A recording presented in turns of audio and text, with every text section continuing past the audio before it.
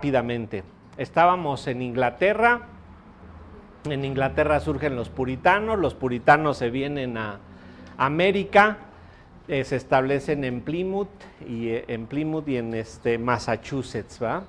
Y ellos van a empezar a trabajar por armar pues todo lo que va a ser el sistema religioso que va a haber en Estados Unidos. Nos quedamos que tenemos dos tipos de grupos religiosos, los congregacionalistas, los episcopales, y de ahí va a surgir uno nuevo, ¿verdad? Bueno, teníamos a los bautistas, a los luteranos, a los presbiterianos, a los menonitas, que todos esos vienen de Europa, pero acá en Estados Unidos va a surgir uno nuevo que van a ser los metodistas, que básicamente se funda con los hermanos Wesley y George Whitefield, pero va a contribuir a todo ese nuevo movimiento también Jonathan Edwards. George Whitefield y John y George Wesley. Ellos pues van a hacer que surja un avivamiento en Estados Unidos, en donde la gente esté interesada nuevamente en el cristianismo. Y todos ellos pues van a ir muriendo, ¿verdad? Poco a poco. Tenemos, bueno, Edwards va a morir, ¿verdad? ¿En dónde tenemos la fecha que muere Edwards? Después de 1754 se va a morir aquí. En 1758 muere de viruela. George Whitefield hace su séptimo viaje a Estados Unidos. ¿Se acuerdan que George Whitefield tenía aquí una mujer, ¿verdad? Bueno, no era su esposa, andaba coqueteando con ella, pero le dice que no, que él se quiere dedicar a las cosas del Señor. Ella va y se casa, y entonces cuando ella regresa a la iglesia y quiere tomar la cena del Señor, él no se lo permite. El marido era abogado y lo va a meter en un problema muy serio, lo que lo hace irse a Inglaterra. Y George Whitefield, entre Inglaterra y Estados Unidos, va a ayudar a generar un avivamiento en Inglaterra y un avivamiento en Estados Unidos, acompañado de los Wesley y de Edwards, ¿sí? Van a morir finalmente los Wesley también, y ese avivamiento va a surgir. Consideramos el primer avivamiento entre 1730 y 1740, ¿verdad? En donde surge un nuevo interés muy marcado por la Biblia, por el cristianismo, y ellos lo han motivado. Pero llegando a 1780, 1790, hay necesidad de otro avivamiento en los recién formados Estados Unidos de América. Recuerden que en 1775, 75 inician su independencia, y para el 77, 79 creo, se van a independizar de Inglaterra. Entonces, pues ya están independientes de Inglaterra y requieren otro avivamiento. El primer gran avivamiento, pues no fue planeado, o sea, ellos no dijeron vamos a hacer un avivamiento. Simple y sencillamente Jonathan Edwards se va a dedicar a predicar la palabra, va a hacer uso de hermenéutica y exégesis, va a encontrar las profundidades de la Biblia y las va a predicar. ¿Se acuerdan que desde los 13 años ya sabía griego y hebreo? Y eso le va a ayudar que cuando él de manera personal retoma su vida cristiana, va a dedicarse a estudiar la palabra de una manera profunda. Van a llegar George Whitefield y los hermanos Wesley, y ellos van a generar, ¿se acuerdan? El Holy Club, y ahí se van a dedicar a estudiar la palabra. Ahí se van a dar cuenta que no eran convertidos. Y lo que van a hacer es empezar a crear métodos, y eso es lo que va a dar origen al metodismo. Pero ellos se unen a Jonathan Edwards en su deseo por solamente estudiar la palabra de Dios, solamente ir a los originales griego y hebreo y retomar las 5 solas de la Reforma, ¿no? Sola Escritura, sola fide, solo Cristo, sola gracia y soli Deo gloria, ¿no? A Dios solamente sea la gloria. Ellos van a revivir lo que pasó en la Reforma, pues hace aproximadamente 200 y pico de años, ¿no? Ahí. Aquí, ya para los 1780 o 90, noten cuánto duró el avivamiento, si lo tomamos aquí, pues máximo unos 40 años, ¿sí? Y ellos van a decir, requerimos otro avivamiento como el que ellos generaron, en parte por causa de la guerra de independencia y en parte porque llega muchísima más gente en el lado oeste que no tenía acceso a la iglesia. El segundo avivamiento inicia en los 1790 por varias denominaciones, presbiterianos, metodistas, bautistas. Recuerdan que eran las que teníamos, no había más, y antes de la Reforma no había denominaciones. El primer gran avivamiento duró pocos años, mientras que el segundo un cuarto de siglo. Lo que se convirtió en una universidad, en la Universidad de Princeton, fue crucial en la educación de los participantes. Princeton, acuérdense, ya tenemos las universidades, Yale se funda con la idea de entrenar a pastores, no con la idea de dar clases de universidad, sino con la idea de entrenar a pastores, y después se convierte en universidad. Princeton va a tener la misma característica. Princeton va a buscar solamente entrenar a pastores porque saben que el estudio profundo de la palabra es lo que genera los cambios en la gente. Nadie ha hablado lenguas, nadie ha hablado de dones de sanidades, nadie ha hablado de dones milagrosos. En toda la historia que hemos marcado, desde la muerte de los apóstoles hasta aquí, nadie ha hecho eso. El segundo avivamiento dio una oleada de crecimiento en las congregaciones. Los presbiterianos crecieron de 70,000 a 100,000 entre 1800 y 1810. Bautistas de 95,000 a 160,000. Metodistas tuvieron como 100,000 miembros más. El avivamiento nuevamente no fue planeado o esperado, como el primero no fue causa de la manipulación de nadie, sino solamente del estudio profundo de la palabra. Ellos solo tenían el objetivo de estudiar la palabra. Y decimos entonces, en realidad el trabajo fue del Espíritu Santo, humanamente una vez más fue por la predicación de la palabra y obviamente por la oración. Pero si se dan cuenta, si consideramos que lo que sucede en la Reforma es también un avivamiento, tiene la misma característica. Lutero, Calvino, Zwinglio, por mencionar a los más conocidos, ellos solamente van al estudio de la palabra y ojo, reviven los originales griego y hebreo, y al revivir los originales reavivan el estudio, y eso es lo que genera la Reforma. Si nos vamos hasta la época de Agustín de Hipona tiene las mismas características, allá por los 450, en donde solamente van a estudiar la palabra, y de ahí para atrás la característica ha sido que la interpretación literal ha dominado sobre la interpretación alegórica. Entonces, todo esto ha sido producto de un estudio esmerado, concienzudo de la palabra de Dios, sin ningún tipo de invenciones, ¿no? Como resultado se formaron varias fundaciones. Noten, empiezan las misiones, 1810, muy interesante, ¿verdad? 1810, Don Miguel Hidalgo y Costilla, quien muere en 1811, muy interesante porque él solo vive un año después de la supuesta independencia, pero se va a aceptar la independencia hasta 1825, 27, 25. Y noten cómo se llamaba él: Miguel Gregorio Antonio Ignacio Hidalgo y Costilla Gallaga, Mandarete y Villaseñor. Así nos lo pintan, ¿sí? Pero es muy interesante porque así no era él. Aquí no lo alcanzan a ver bien, pero era moreno, ¿sí? Con nariz así de gancho, ¿verdad? Aguileña, y para nada era pelón. ¿Cómo surgió esta imagen? Es muy interesante. Para cuando llegan, y es hasta a finales de 1800, casi 1900, dicen, hay que ir a investigar cómo era don Miguel Hidalgo. Y pues llegan a Dolores y a toda la zona ahí pues que es Guanajuato, ¿verdad?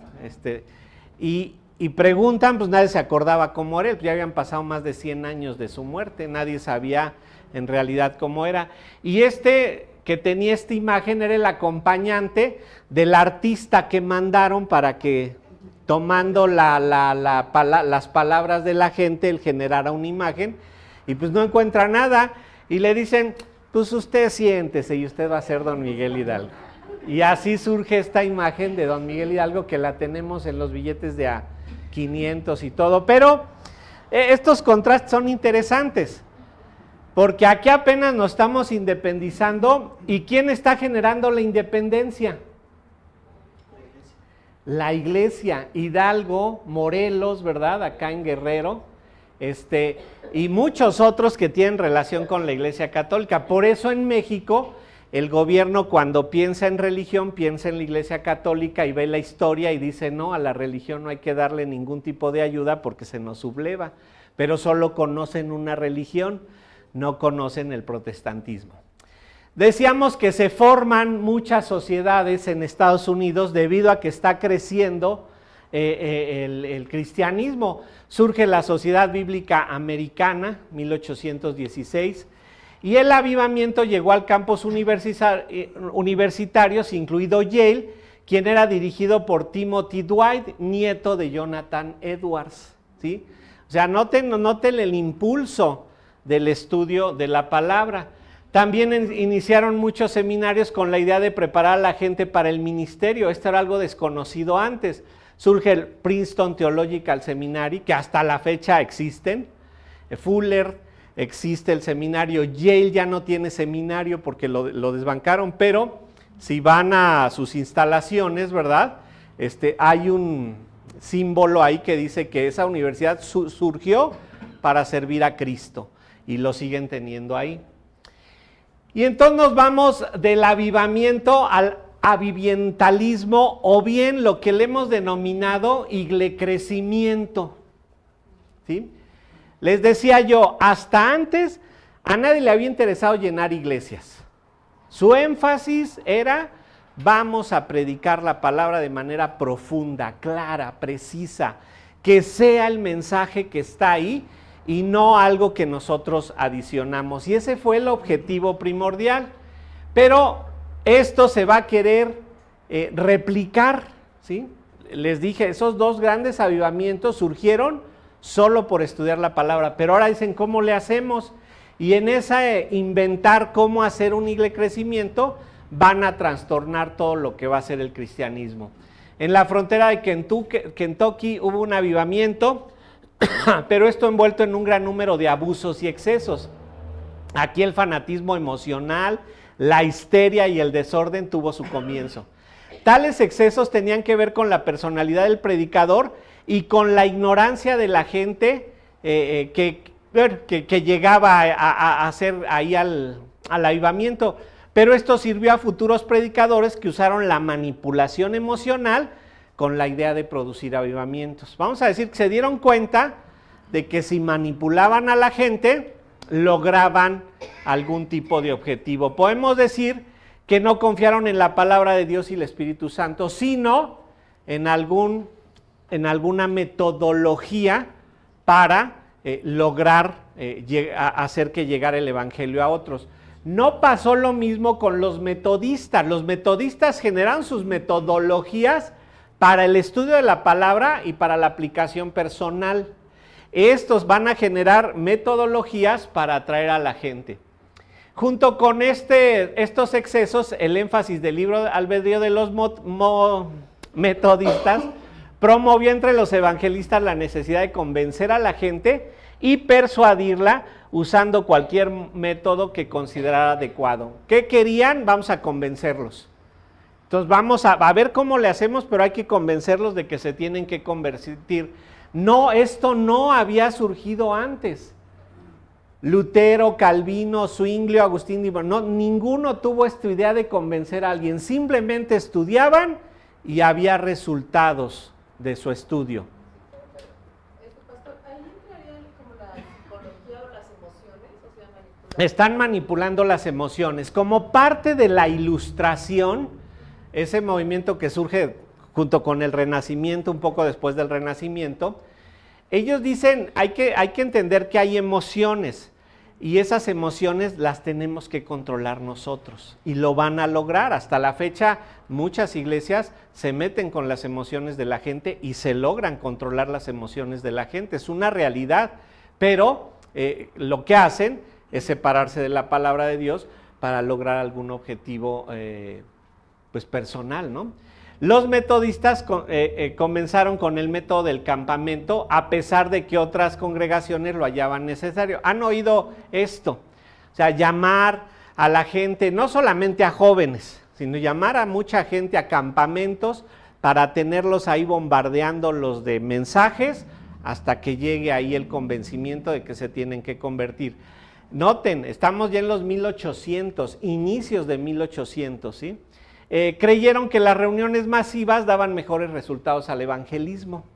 Y aquí les decimos, empezaron a generarse las estadísticas evangelásticas, ¿no? O sea, aquí lo hemos visto, llenan el Estadio Azteca, vienen y predican y dicen, hubo 20,000 convertidos. Bueno, ¿y cómo lo saben? Que entran con un foco apagado y salen todos con un foco prendido ya, convertido. O sea, no podemos saber cuándo una gente se convierte. Pero aquí los números eran interesantes, ¿sí? Si ustedes hablan con algún arminiano de hueso colorado, les va a preguntar cuántos convertidos has tenido en tu vida cristiana. O sea, como si eso tuviera un valor o como si fuera tu obra la que estás realizando. Ahí entonces la manipulación emocional se sistematizó, ¿sí? Aún se la seguimos viendo y estoy seguro que algunos de ustedes se convirtieron así, yo entre ellos, en donde, bueno, si alguien quiere recibir a Cristo, levanta su mano, todos están en oración, nadie te está viendo, y a lo mejor por ahí la musiquita de fondo estaba así, y tirirín, mira, hoy es tu día, tú debes de hacerlo, porque mira, el Señor te puede llamar a la presencia. Entonces, se empezaron a dar cuenta de esto. Les platico yo, ¿saben lo que es la música incidental? Incidental. Es la música que le añaden a las películas. ¿Se acuerdan cuando el cine era mudo? Le ponían música porque no había voz, pero la música tenía que ver con las imágenes que se estaban viendo. Entonces, en las de Chaplin lo vemos, ¿no? Lo viene correteando la policía, entonces la musiquita, ¿cómo es? Pues rápida, y tú corres, ¿verdad? Si ven música, pues no sé, de Star Wars, y el cuate está Han Solo ahí peleándose con Chewbacca, no, Chewbacca es su amigo, ¿verdad? Bueno, no veo película. Darth Vader es el enemigo. O el de Tiburón, ¿no? Y se acuerdan como la musiquita de Tiburón cuando la muchacha está ahí nadando. Turum, turum. Ajá, o a Batman, ¿no? Ya sabíamos si salían. O los Piratas del Caribe la han visto, y ahí está Jack Sparrow y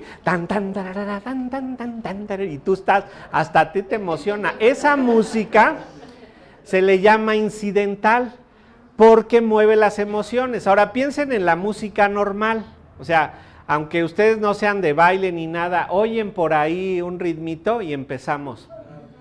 ¿No? O sea, porque nos mueve la música. Ellos se dan cuenta de todo eso, pero lo usan para manipular a la gente. Entonces, la música en sí no es mala, ¿sí? Cuando mi esposa y yo vivíamos en Los Ángeles, ¿verdad? Estuvimos viviendo 3 años y medio para estudiar en el seminario. No, ustedes no saben lo que es oír mariachis fuera de tu país, ¿no?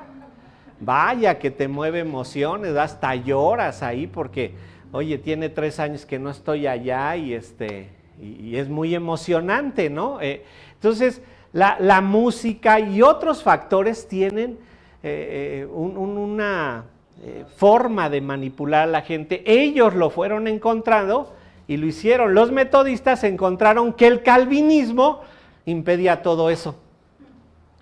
¿Por qué? Porque el calvinismo decía, el Señor ya predestinó. Entonces, si tú me sales con que ya predestinó el Señor, ¿yo para qué evangelizo? Pero esa era su conclusión.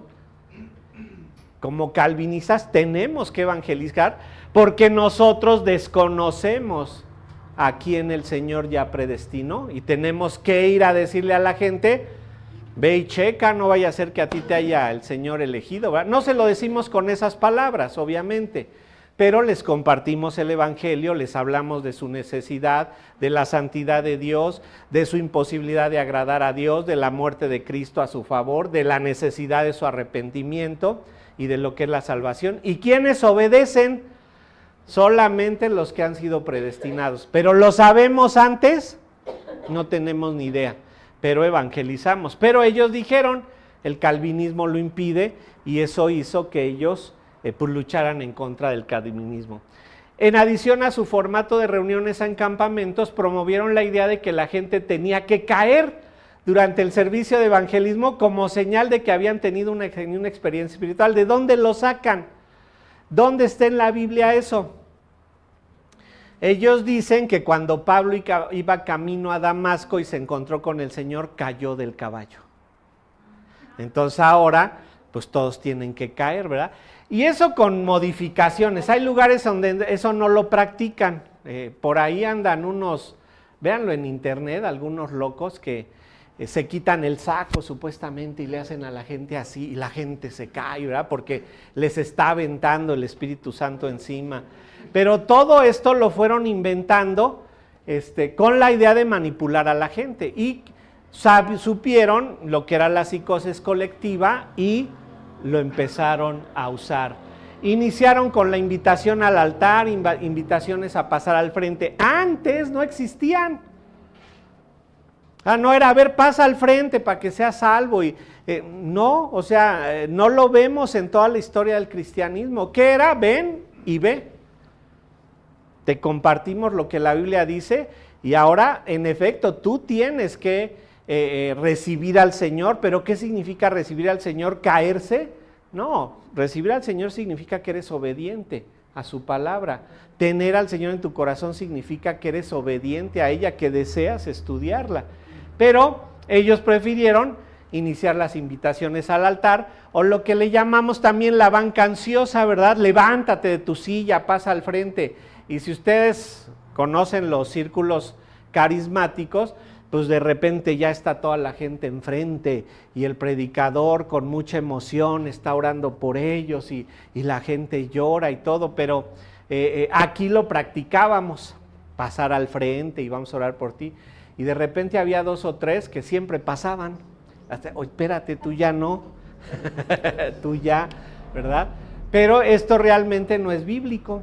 No vemos a Pablo que esté diciéndole a la gente, quien quiera recibir al Señor pase al frente porque voy a orar por usted y venga. No, él simplemente llegaba y declaraba la palabra de Dios. Con esto tenían cifras que los motivaron a seguir. Ay, ¿cuántos convertidos? 20, 30, 50. Uy, no, pues fue una reunión maravillosa porque mira cuántos convertidos hubo. ¿Cómo sabes que se convirtieron? ¿Dónde está el foco rojo que se les enciende ahí para indicar, ya me convertí, ¿verdad? No sabemos. Antes de Charles Finney, que es el principal promotor de esto, muchos creen que el avivamiento no era cuestión de estrategias humanas. ¿Cuál era la que les marqué? Estudiar la palabra profundamente y predicarla profundamente. Pero ¿qué sucede si esto lo ve un carismático? Ese tipo de predicación es muy aburrida. ¿Sí? Pero si te están moviendo la emoción y te dicen eres una cucaracha y eres, no sé, ¿verdad? Para manipularte, la gente, no, estuvo buenísima la predicación. ¿Y qué aprendiste de Dios? Generalmente no saben qué aprendieron. Charles Finney, que es el principal promotor de esto. Él es ordenado en la iglesia presbiteriana. Rápido se ganó reputación como evangelista. Él vio que sus medidas eran completamente necesarias para el evangelismo, pero noten, él lo percibió. No dijo, aquí está en la escritura, sino él dijo, yo ya tengo el método. Pero ninguna era nueva, solo eran tomados de los campamentos metodistas. Finney negó la depravación total. ¿Qué es la depravación total?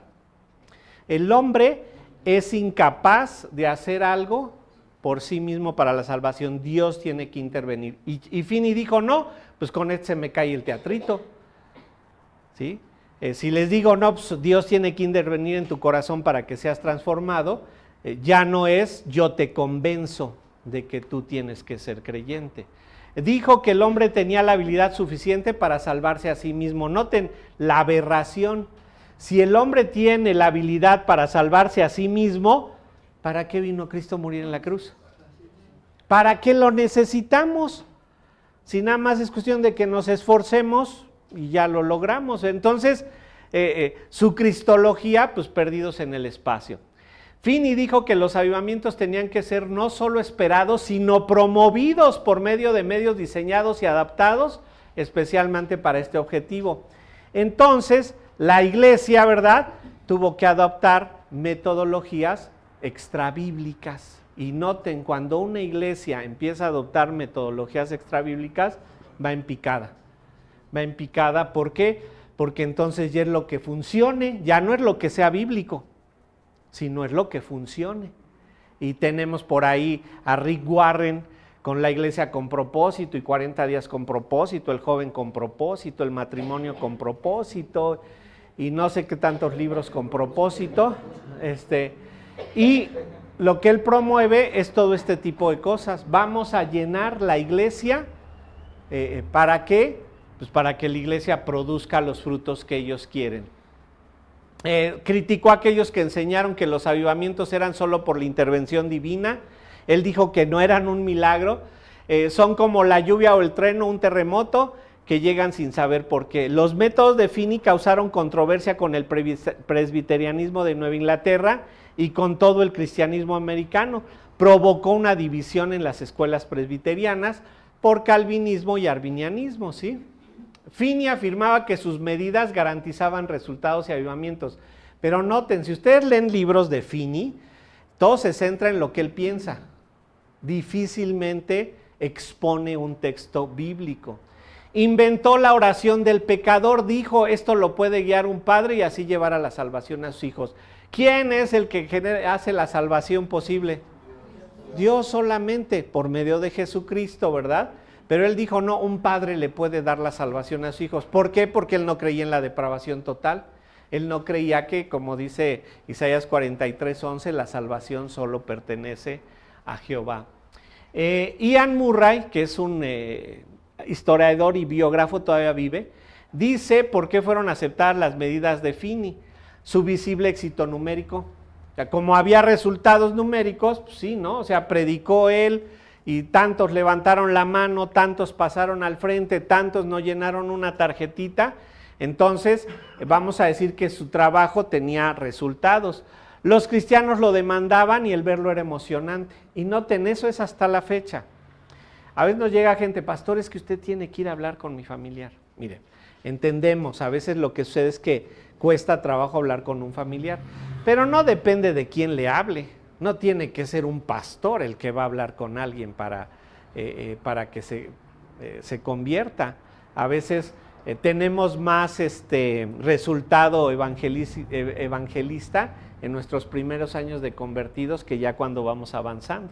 Pero los cristianos lo demandaban y verlo era emocionante. Más aún, o sea, ha llegado gente a nuestra iglesia, ustedes saben cómo es, no somos tan espectaculares, ¿verdad?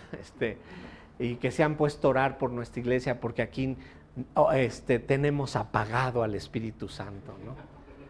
Y yo les digo, no, lo que pasa es que a ustedes Satanás los pidió para zarandearlos como a trigo, y nosotros somos más tranquilitos. Yo recuerdo una vez que te dijeron aquí que tenías tener la iglesia cerca de la línea, pero que nos faltaba fe. Que nos faltaba fe, sí. Ya que se veían los resultados, daban credibilidad al predicador. ¿Qué dijo? ¿Quién sabe? Pero se le convirtieron en un chorro. Hacían mucha publicidad a Finney a pesar de que no se veía el resultado final del daño a la iglesia. Mientras que los verdaderos avivamientos son el trabajo sobrenatural de Dios, el método fue predicar su palabra humanamente hablando y permitiendo que Dios hiciera lo demás. En el libre crecimiento, ¿qué es esto? O sea, esa búsqueda de más convertidos y más convertidos. No es que no querramos convertidos, pero no depende de nosotros. ¿De quién depende? De la palabra de Dios. ¿Qué tenemos que hacer? Predicar la palabra de Dios, ¿sí? En el Y crecimiento, metodologías para evangelizar, se debe hacer uso de todo tipo de presiones psicológicas, oraciones con la idea de obtener una respuesta. Y yo he visto que le pones a alguien así de esos que, hermanos que tienen el don súper marcado del evangelismo, se lo pones al lado a alguien y se lo dejas ahí 2 horas, va a acabar y va a decir, sí, ya hago la adición por Cristo, pero ya cállate. Ya déjame de molestar, pero ya te digo que sí, ¿verdad? A veces nada más es estar presionando a la gente. Elementos de misterio, ¿verdad? Caídas y otras que son empujadas por el predicador. Muchos que llegan aquí de esos movimientos nos dicen que les decían, cállate, te tienes que caer. Cuando te empuje te tienes que caer. Y luego dicen, ay hermano, yo me caía y no sentía nada. Pues sí, pues es que te cachan atrás, ni cuenta se daban, ¿verdad? Y hay todo tipo de cosas. Finalmente son entendidas como extraordinarias, pero son en realidad manipulaciones emocionales. Todo esto está a mediados de 1800. Para 1900 lo va a copiar el más famoso evangelista del que conocemos en nuestros días, Billy Graham, ¿sí? Él era un hombre de Dios, él amaba la palabra, pero adoptó esta metodología y entonces van con la idea de que ellos generaron muchas conversiones, ¿no? Después de esto, ya cuando avanzamos en los 1800, la Biblia empieza a estar bajo ataque. Noten, fue revivido el estudio de la palabra desde los 1300, 1500 con la Reforma. Los puritanos han estado enfatizando mucho, Edward, los Wesley, Whitefield, estudio de la palabra. Y van a llegar algunos que la van a empezar a atacar. Johann Gottfried Eichhorn, maestro en Alemania, Universidad de Jena y Göttingen, considerado el fundador del criticismo del Antiguo Testamento. Hasta antes de estos, no había criticismo para la Biblia. ¿Qué es eso del criticismo? Hay 2 críticas, lo que le llaman la alta crítica y la crítica textual. La crítica textual busca saber qué contenía el original por medio de analizar las copias. Esa es la crítica textual, pero la alta crítica se mete ya sea con el autor o con las copias de la Biblia para desacreditarla, y con este criticismo empezaron a encontrar, según ellos, ¿verdad?, que muchas partes de la Biblia habían sido añadidas. Que enseñó que las escrituras hebreas fueron originadas por varios autores o editores antes de llegar a su forma final. Asumió que todos los milagros que había en la escritura podían ser explicados por medios naturales. Explicó que los eventos milagrosos y conceptos acerca de Dios eran adiciones que no tenían valor real para la sociedad moderna. Cuestionó la autoridad de varios de los libros de la Biblia y dijo que los evangelios estaban basados en otros escritos arameos previos. ¿De dónde sacan toda esa idea? De su análisis gramatical. Y dicen, por ponérselo de la manera más simple y llana, este autor usa sujeto, verbo y complemento siempre, y de repente cambia y nos lo altera. Eso quiere decir que ya no es el mismo autor, que ya es otro, ¿sí? Y de ahí, por ejemplo, dicen que Isaías del 1 al 39 es de un Isaías y del 40 al 66 es de otro Isaías, y así le ponen, porque según ellos cambian su forma de escribir y ya no, pero no consideran el estado de ánimo, no consideran otras cosas para ello. ¿Qué tienen como característica estos teólogos liberales? No tienen al Espíritu Santo. Son eruditos, son académicos, ¿sí? Los reformadores protestantes se apegaron a la inerrancia y la autoridad de la Escritura, por lo tanto a la interpretación literal. ¿Qué es eso de la inerrancia? Bueno, se considera que la Biblia no contiene errores, ojo, en sus originales, en el texto original griego, en el texto original hebreo y sus partes que están en arameo. En esos no hay errores. Las traducciones a cualquier idioma pueden contener ciertos tipos de errores, pero estos teólogos liberales decían, en este pasaje se encuentran 35 errores. Y dices, ¿cómo que 35 errores y nada más tiene 10 palabras? ¿Sí? Y entonces yo dice, no, es que hay 35 copias con ese error, ¿sí? Pero es un error de traducción y entonces dicen son 35 errores. Y en otro le encuentran 100 copias con ese error y dicen aquí hay otros 100 errores. Esa es la forma en la que contabilizan. Pero puede haber errores en la traducción, de hecho por eso tiene que revisar. Si ustedes saben, usamos la Reina Valera revisada y hay revisión 95 y hay revisión, creo que ya hay una más nueva, 2000 algo, ¿sí? ¿Por qué? Porque el idioma va cambiando. Entonces cuando hablamos de inerrancia nos referimos a los originales. ¿Quién tiene acceso a los originales? Solamente los que estudian los idiomas originales, ¿verdad? Entonces nos atrevemos a decir que cuando hacemos una interpretación literal, ¿se acuerdan lo que les he dicho que es la interpretación literal? No quiere decir que todo lo que diga la Biblia es literal, así se le llama a la metodología. Ellos rechazaron la tradición católica y la escuela alegórica de Orígenes de Alejandría, lo cual era bueno. Su búsqueda era saber cuál había sido la intención original del autor original, a la audiencia original, en su contexto original. Y en esto es en lo que se centra la sana doctrina, ¿sí? Si hay una definición de sana doctrina es esta, ¿va? Saber cuál fue la intención del autor original a su audiencia original en su contexto original. ¿Qué les quisieron decir en ese momento histórico? Cuando lo encontramos, descubrimos cuál es el tema teológico que se está tratando ahí. Buscamos dentro de las diferentes ramas de la teología cuál es el tema que se está tratando ahí. Y ese tema teológico es el que tiene relevancia en nuestros días, ¿sí? De ahí que esto es lo que le llamamos, lo que es verdaderamente la definición de lo que es la sana doctrina. Con la llegada de la Ilustración en los 1650 y con el crecimiento del escepticismo racional, el mensaje de la Biblia estuvo bajo constante ataque. Algunos liberales, en especial es uno de los más culpables, Frederick Schleiermacher, ¿sí? Llamado el padre de la teología liberal, influenciado por el pietismo reformado. ¿Se acuerdan que vimos quiénes eran los reformadores pietistas? Eran los que eran más extremos. De entre los pietistas van a surgir los menonitas y los amish, que ¿qué hacían? Se aislaban, porque creían que su conducta externa era lo que debía marcar. Tenía dudas acerca de la fe cristiana y esto le incrementó cuando fue a la Universidad de Yale. Yale era de influencia racionalista y ahí introdujo el denominado cristianismo histórico, criticismo histórico, una corriente que aquí todavía no llega. Falta que llegue eso, pero fíjense desde dónde está, más o menos. Y todavía no llega aquí, pero ya va a llegar. Van a ver cuando empiecen a oír de la búsqueda del Jesucristo histórico, ¿sí? Su escepticismo creció y pronto rechazó la ortodoxia de su padre. Fue influenciado por Kant, Platón y Aristóteles, ¿sí? Pura lógica, puro razonamiento. Y él lo va a introducir a la Biblia. Se graduó en 1794, en 1796 es capellán en Berlín, después pastor en una iglesia.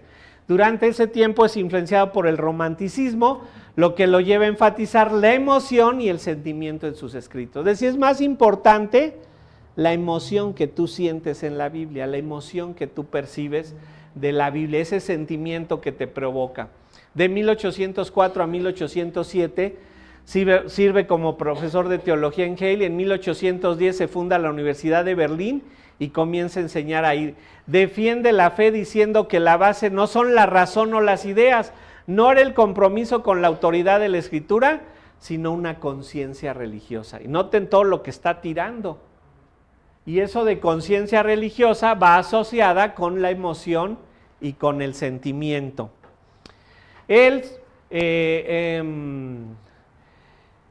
Llegamos con otro, Ferdinand Christian Bohr. Él era esposo de Carol Bohr. ¿Quién era Carol Bohr? Aquí arriba está la escuela Carol Bohr, que inició un sistema de enseñanza para los jóvenes. Principal en Tübingen o Tübingen, creo que le dicen Tübingen en alemán. Escuela de Teología, la cual lleva el nombre de la Universidad de Tübingen o Tübingen. Baur aplicó la dialéctica hegeliana. ¿Qué es la dialéctica hegeliana? Tesis, antítesis, síntesis, ¿sí? Es decir, quién está a favor, quién está en contra, y lleguemos a una conclusión para nivelar todo.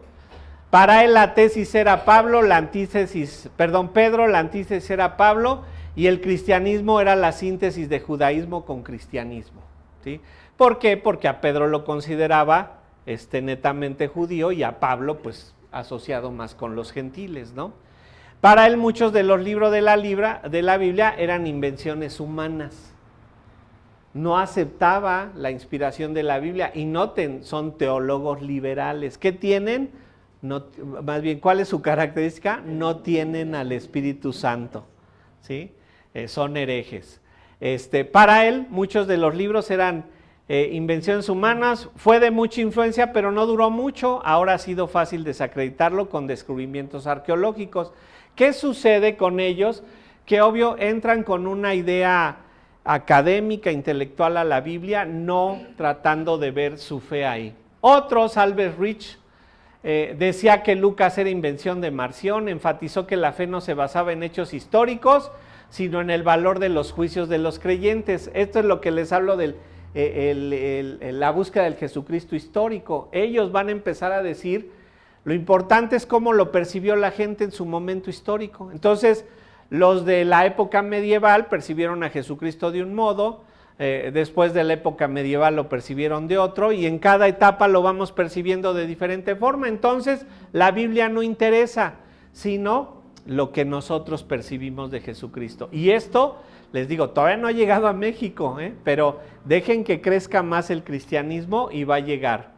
Enfatizó que la ética moral era superior a la doctrina y credos e incluso a los sentimientos personales. O sea, pórtate bien, que haya un comportamiento bonito. Rudolf Bultmann, hijo de un ministro luterano, profesor en Marburg, aplicó el criticismo de forma, que es básicamente el que les dije, el ver cómo está escrito, cómo están estructuradas las palabras, y cuando encontraba una diferencia, era motivo suficiente para decir esto fue añadido o no es del autor original. ¿Qué aprendemos de todo esto? La forma de alcanzar a los escépticos no es diluyendo el evangelio, no es razonable, ¿verdad? La verdadera religión puede perderse en tan solo una generación, ¿se dan cuenta? Donde una generación no enfatiza el estudio de la Biblia, la siguiente va a morir. Y gracias a Dios yo veo todos los movimientos carismáticos y pentecostales que inician, lo vamos a ver aquí, en 1906, están teniendo muchísimos problemas en su crecimiento, porque no tienen bases. Al no seguir la Biblia, pues cada quien hace lo que quiera, y eso les hace perder el rumbo por completo. Y hace pues que suceda esto, ¿no? La religión cristiana, me autorizo a llamarle religión, puede acabarse en una generación, pero ¿quién está detrás de todo esto para que no se pierda? Dios, a través del Espíritu Santo, provocando que haya quien quiera estudiar la Biblia con mucha profundidad. El liberalismo alemán no representa solo una variante del cristianismo, sino más bien una religión completamente nueva. Los liberales honraron más la duda como noble e intelectualmente honesta, pero la realidad es que es dudar de Dios y por lo tanto un pecado. El liberalismo alemán nos enseña que las ideas tienen consecuencias y que las malas ideas tienen muy malas consecuencias. Esto nos hace recordar Santiago 3:1. No os hagáis maestros muchos de vosotros, sabiendo que acarreréis mayor condenación. O sea, aquí en Iglesia Cristiana de la Gracia le decimos, ¿quieres enseñar? Vete primero al seminario. Sino que vas a enseñar.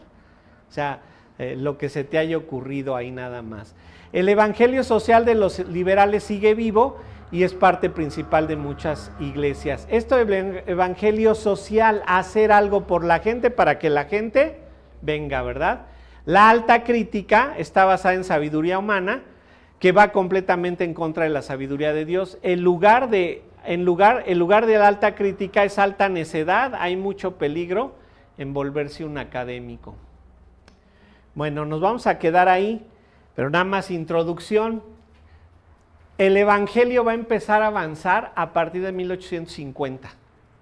Hasta antes de eso el evangelio solo estaba en Europa y en Estados Unidos. El resto del mundo no tenía el evangelio, incluido México, ¿sí? Y a partir de 1850, como parte de las muchas sociedades y organizaciones que están empezando en Estados Unidos con esos avivamientos, van a fundarse organizaciones evangélicas que van a buscar enviar misioneros al resto del mundo. Pero noten que desde los viajes misioneros de Pablo hasta 1850 no había realmente un evangelismo transcultural o mundial, ¿sí? Todo se ha movido solo geográficamente y es hasta 1850 con la idea del Igle Crecimiento que van a mandar misioneros al resto del mundo. ¿Sale? ¿Dudas? Muchas, dicen. ¿Alguna? Sobre el Cristo histórico. La búsqueda del Jesucristo histórico. Todos ellos van a buscar cómo es que Jesucristo fue visto en cada generación. Y entonces, pues tú tienes una responsabilidad de verlo de alguna manera. Los jesuitas, o sea, los lasallistas, los de la Anáhuac, me falta otra que también son lasallistas. La Ibero, La Salle. Ajá, ellos le llaman el Jesucristo social. Y entonces hasta la fecha ellos buscan promover que pues quien se diga cristiano, quien esté en sus iglesias, en sus escuelas, hagan trabajo de evangelismo o de misiones, le llaman, y vayan a trabajar en misiones, porque dicen que de esa manera es como Jesucristo es presentado a la sociedad. No evangelizan, nada más van y hacen el bien, porque ¿cuál es finalmente su concepto? Buenas obras, como estuvimos leyendo que ellos decían, tu comportamiento ético y moral es lo que vale. ¿Sí? Pero les digo que no ha llegado a México al cristianismo evangélico, al cristianismo protestante. En Estados Unidos ha sido un asunto como desde hace 40 años, ¿no? Una lucha, una batalla. Pero mientras no estudiemos profundamente la Biblia, muchos de esos asuntos van a llegar y van a hacer daño al cristianismo porque llegan, leen un libro y lo creen. Porque ¿cuál es nuestro concepto de alguien que escribe un libro en México? Pues ese cuate sabe, ¿no? Y en Estados Unidos es otro libro. En Europa, pues es una opinión. Un libro es una opinión. Y aquí un libro, oye, el tipo lo escribió, es que sabe, ¿no? Y entonces nomás nos llega un librito a las iglesias cristianas y ya quieren cambiar todo, ya quieren dirigirse por el librito de un autor, cuando hay muchas cosas alrededor involucradas, ¿no? Bueno, oremos y vivamos por sola escritura. Sí. Señor, te alabamos, te damos gracias por lo que nos has dejado aprender y estudiar aquí a través de la historia de tu iglesia. Te rogamos, Señor, que nos ayudes a comprender, como lo hemos estado diciendo, que la idea de que tenemos una responsabilidad histórica que cumplir. Y, Señor, que seamos esos que tienen el deseo de estudiar y hacer que no se pierda el cristianismo en esta generación, sino que logre llegar a la siguiente. Tal vez llegues tú antes, pero, Señor, que comprendamos que esa es nuestra responsabilidad y ese es el empuje que nosotros tenemos. En Cristo Jesús te alabamos. Amén.